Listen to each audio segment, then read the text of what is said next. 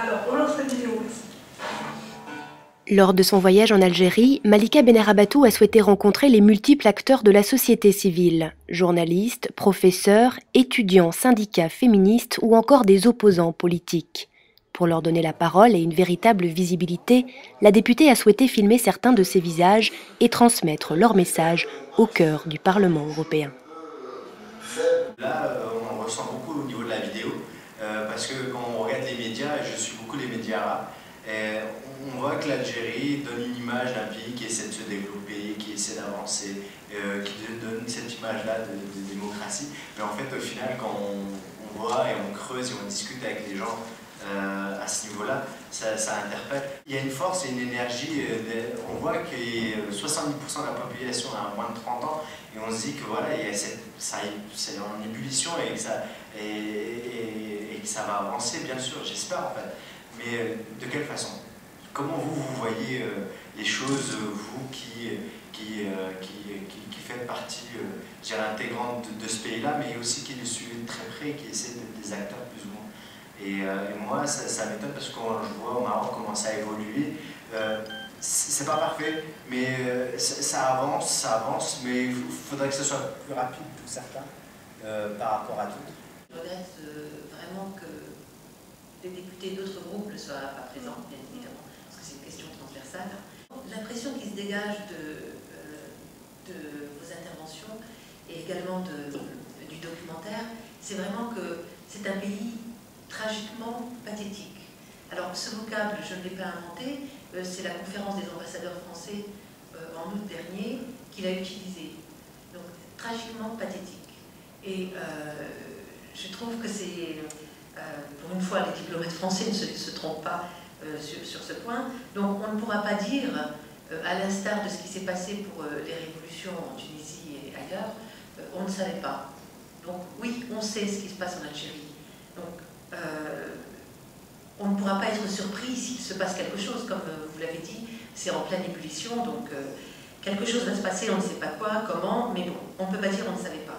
Alors, bien sûr, en Algérie, il n'y a pas eu de printemps dit arabe ou méditerranéen. Certes, il y a eu quelques petites hirondelles, mais comme vous le savez très bien, il y a cette expression française, une hirondelle ne fait pas le printemps arabe ou méditerranéen. Donc, qu'est-ce qu'on peut faire ici, en tout cas à partir de l'Europe, des institutions européennes? Vous savez probablement qu'il y a un certain nombre de mesures qui ont été mises en place en façonnant la nouvelle politique de voisinage européenne. On s'est focalisé essentiellement sur la société civile, donc dans les pays en transition démocratique. Mais quid de l'Algérie? Il y a également une société civile qui bouillonne, on l'a vu dans le documentaire, l'excellent documentaire. Alors, il y a un programme qui s'appelle Spring, mais qui vise en particulier les sociétés civiles de ces pays en transition démocratique. Alors, encore une fois, est-ce que le Parlement ne peut pas agir pour faire pression auprès de la Commission pour inclure également une sorte de soutien, accompagnement de ces sociétés civiles en Algérie? Vous avez donné l'exemple de la loi sur le quota de 30% de représentation des femmes dans l'Assemblée. Alors, le président a présenté cette loi et elle a été retoquée par l'Assemblée nationale, si j'ai bien compris. Donc, il y a une sorte de jeu de rôle entre le bon et le méchant. Qui tire les ficelles? Il y a une certaine opacité, on n'arrive pas très bien à comprendre. Est-ce que les islamistes ne se sentent pas poussés des ailes avec ce qui se passe dans les pays voisins? On entend dire qu'ils sont vraiment prêts à assumer le pouvoir. Est-ce que c'est le cas? Est-ce qu'il y a des relations entre la société civile algérienne et les pays voisins? En Algérie, aujourd'hui, nous ne disons pas que c'est parfait. Hein. Il n'y a aucun pays au monde où c'est parfait. Ni l'Algérie, ni les États-Unis, ni la France, ni aucun pays ne peut dire c'est parfait chez nous, il n'y a pas de problème de droits de l'homme. En revanche, ce que je peux assurer, c'est que, et c'est un peu la question, je crois, d'après la traduction, c'était ça la question de la jeune fille là-bas, je crois que franchement, à ma connaissance, je prends quand même des précautions, il est quand même, on est quand même plus librement écouté, plus librement entendu. On peut en tout cas dire ce qu'on dit ici, je l'ai dit, et Madame Benarab, je crois, Madame la députée, je suis venue un peu par égard à Madame Benarabatou parce que je dois le signaler qu'elle dit toujours qu'elle est franco-algérienne. C'est l'une des rares responsables binationales qui le dit, et ça vaut, c'est très juste de lui rendre cet hommage-là. Et donc, c'est pour ça que je suis là.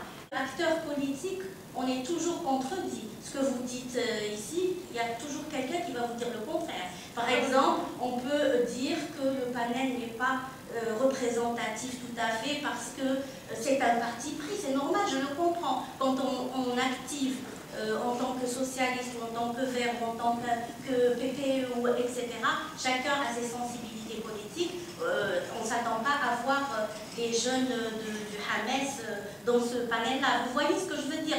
Donc on peut toujours trouver à redire. Moi, ce dont je me félicite, parce que quand même, j'ai milité à ma manière, et dans le cadre de ma fonction, en tant qu'expert à la commission de la condition de la femme, durant les années noires, c'était pas facile. Je me suis retrouvée souvent au niveau international, seule à dire oui, il y a un terrorisme islamiste, alors que le monde entier disait non, il n'y a pas de terrorisme islamiste, il n'y a que le gouvernement qui tue.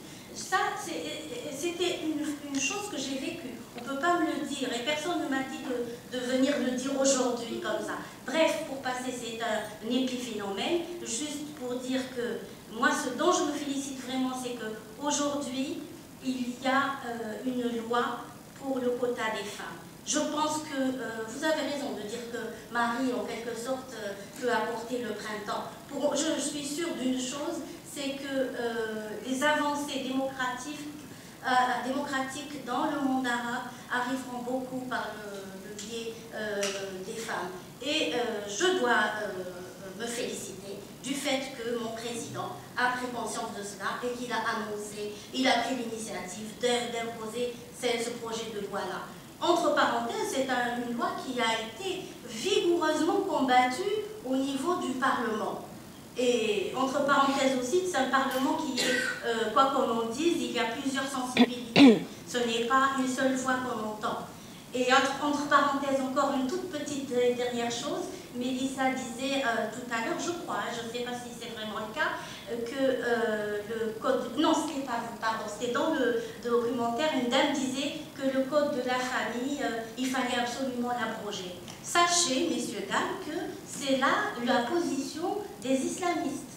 Je reviens à ce que... Oui, mais c'est le problème. Quand on était en train de préparer Pékin, la conférence mondiale à Pékin, sur les droits des femmes, on disait à l'époque, on disait que il y avait donc disons, les démocrates, femmes qui voulaient l'abrogation, et elles ont été étonnées lors de, je vous cite, un espace très concret. C'était lors de l'atelier Femmes et Développement qui s'est tenu au Sofitel sur 3 jours. Il y avait toutes les associations, y compris une représentante de Rage, que j'avais vraiment invitée et tenue à ce qu'elle soit présente. Et vous retrouvez chez au PNUD le livret, les États, avec la participation des gens, etc. Et elles ont été très étonnées, les démocrates, de voir que les filles, les militantes des partis et des associations islamistes revendiquaient la même chose. Et je vais vous dire pourquoi les islamistes voulaient aussi l'abrogation du code de la famille. Parce que tout simplement, pour les islamistes, la loi, la seule loi, c'est la charia, et c'est elle qui codifie le statut de la femme et qu'on n'a pas besoin d'une loi positive. C'est pour ça qu'après coup, on s'est ravisé, et je vous donne un peu, c'est pas mon choix, c'est pas ma position, je vous dis un petit peu la synthèse. Depuis lors, on tient à ce qu'il y ait une loi sur les femmes et on espère qu'avec la nouvelle loi, qu'on ira un peu plus avant. Je reviens donc sur le début. Soyez sûrs, en tout cas, dorénavant, quand vous avez un film à tourner ou quelque chose à dire, l'Algérie d'aujourd'hui, ce n'est pas l'Algérie d'il y a 10 ans, ce n'est pas l'Algérie d'il y a 20 ans, elle change au jour le jour, quoi qu'on dise. Alors, M. Metaoui du Ouattara, c'est compliqué. Il y a des pressions par la fiscalité, par les pubs, qu'on donne ou pas, etc. Donc voilà, c'est une réalité, je parle pour reprendre. Nous-mêmes, nous n'avons pas eu peur. Je dois dire que, bon, nous sommes députés, donc nous avons été bien sûr protégés. Hein. Bon, il y a quand même une situation, il y a quand même des risques, surtout au Sahara, mais sinon, en dehors de la délégation officielle, je suis allée avant et je suis partie après, pour justement avoir des temps pour rencontrer les gens en dehors de la délégation et du programme officiel, parce que je pense justement, c'est tout un débat qu'on a eu, je vais vous dire quand même, entre nos députés, entre le président de la délégation, M. Panzeri, et moi-même. Moi, je pense que les députés, on a une responsabilité et une liberté, c'est de représenter les peuples. Moi, je ne suis pas diplomate. J'ai rencontré les diplomates et ils ont un rôle très important, essentiel. Mais moi, je ne suis pas diplomate. Et heureusement, c'est là où je peux contribuer comment dire, à protéger et à donner la voix au peuple et à la société civile que ne peut pas faire un diplomate. Donc, entre le militantisme et la diplomatie, eh bien, c'est moi la position que je peux avoir en tant que représentant du peuple. Pour la question des femmes, comme vous l'avez dit, le premier projet du président, c'était 50%, si je me rappelle bien, c'était une parité. C'est arrivé à l'APN, à l'Assemblée nationale, donc à la députation. Là, il y a eu tout un débat et ils ont comment dire, diminué, puisqu'ils ont maintenant la loi qui a été votée, c'est 20% dans les petites villes, et puis avec une augmentation, 30%, 40% pour les grandes villes, Alger, Oran, et 50% pour les Algériens à l'étranger. Mais je pense qu'au-delà du quota dans les listes, parce que c'est tout le problème aussi, c'est que si les femmes sont en dernière de liste, vous pouvez toujours mettre des femmes, elles ne seront jamais élues. Parce que ce sont les premières, on sait très bien que la position dans la liste est importante. Mais surtout, quand même, vous avez dit que les féministes avaient la même position que les islamistes. Pas tout à fait la même. Ils sont contre le code de la fille, et moi-même contre le code de la famille, contre le code de la famille tel qu'il est aujourd'hui. Parce que vous avez beau être élu actuellement comme femme en Algérie, vous avez un statut de mineur, il faut le savoir. Vous ne pouvez pas voyager sans l'autorisation d'un homme, votre tuteur. Vous ne pouvez pas vous marier sans votre tuteur. Donc comment vous pouvez être élu, être une personne politique sans avoir des droits? Donc pour moi, ça ne veut pas dire que je suis contre toute loi pour les femmes. Mais quelle loi? Même le Maroc, qui a une Moudawana, a fait des progrès sur les droits de la femme. L'Algérie a le code de la famille le plus récent du Maghreb. Parce que ce que je dis, effectivement, ce que j'ai dit ici, je l'ai déjà dit en Algérie, je vais le dire, donc je suis responsable de mes propos. J'ai pas peur, on vit pour nos valeurs, pour les principes, et on meurt pour ça. Ça veut dire aussi, ça veut dire en Algérie, ça change. Du jour en jour, oui, je suis tout à fait d'accord avec vous, mais ce n'est pas dans le sens que vous dites, c'est le sens contraire, ça se dégrade. La preuve, en tant qu'association, je suis président d'une association, on voulait commémorer le 23e anniversaire du mouvement 5 octobre 88.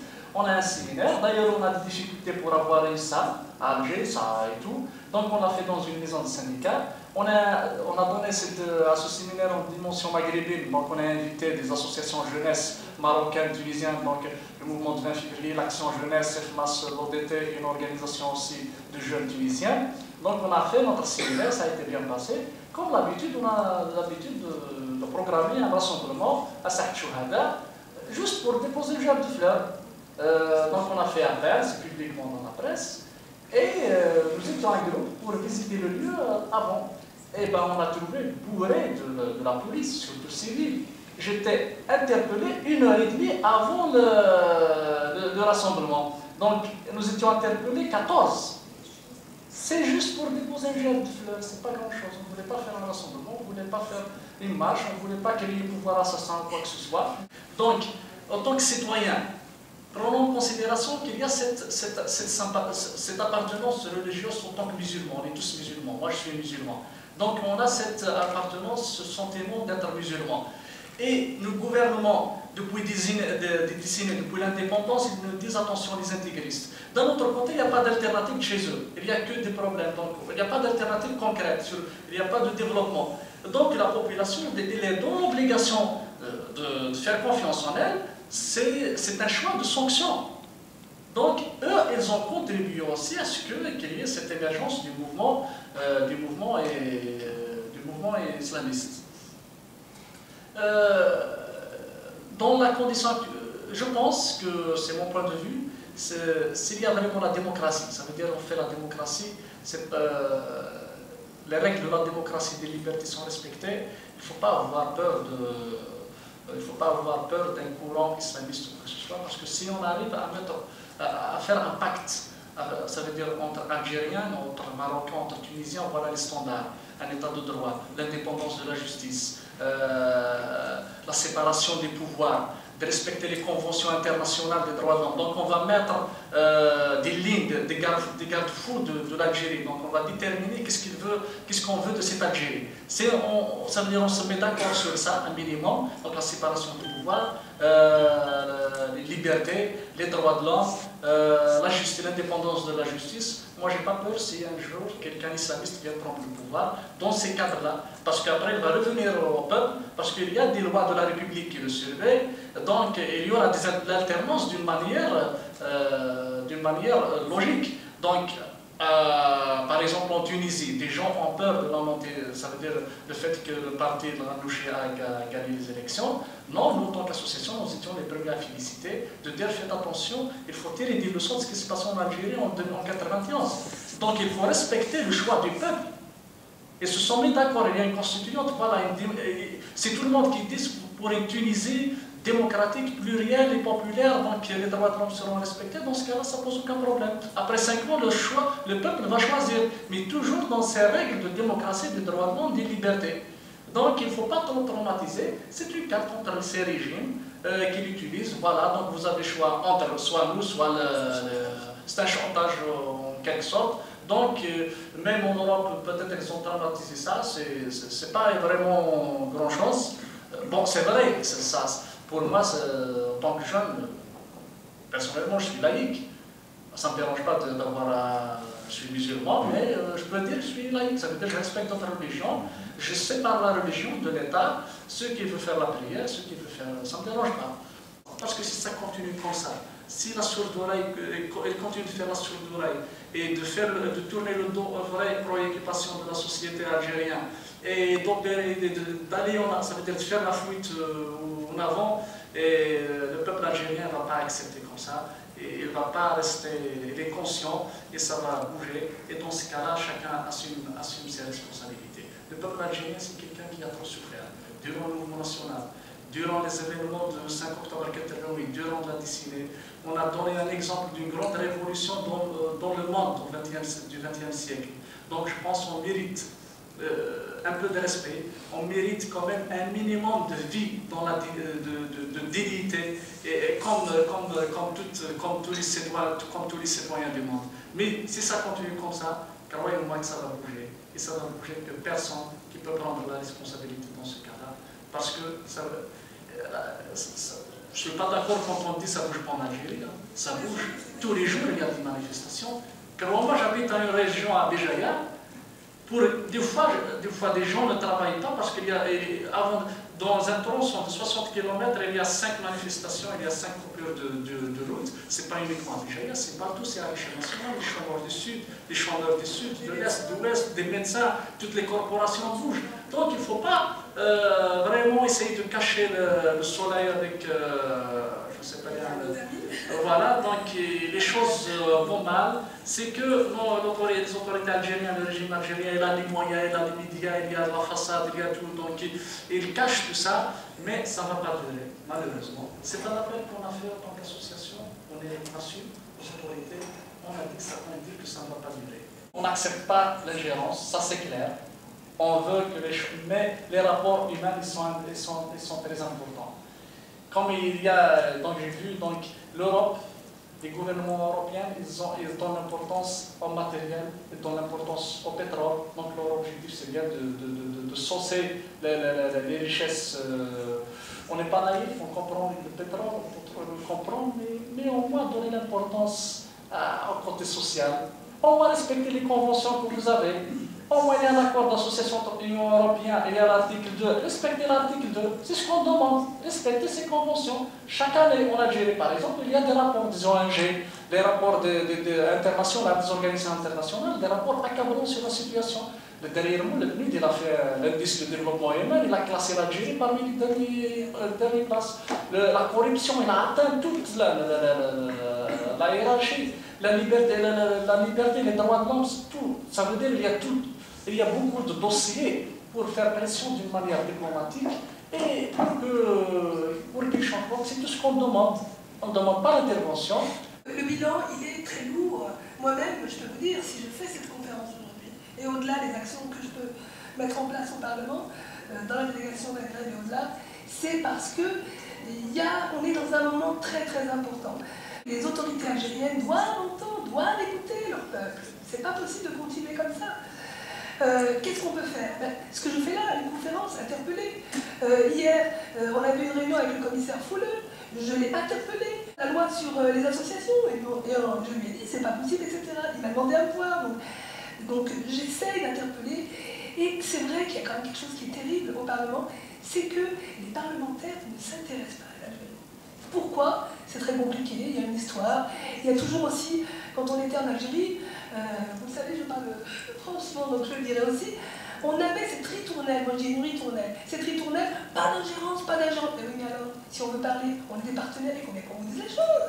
Alors, le bilan est lourd, mais je veux dire que quand on entend quelqu'un comme de Wahab, et d'autres jeunes que j'ai rencontrés en Algérie, et d'autres jeunes que je connais, parce que j'ai vu une partie de ma famille est algérienne, alors j'ai de l'espoir, parce que vraiment, il y a des personnes, on les a entendues aussi dans la vidéo, des personnes qui sont fortes, qui travaillent, qui ont des valeurs, alors moi ça me donne de l'espoir, et je les soutiens.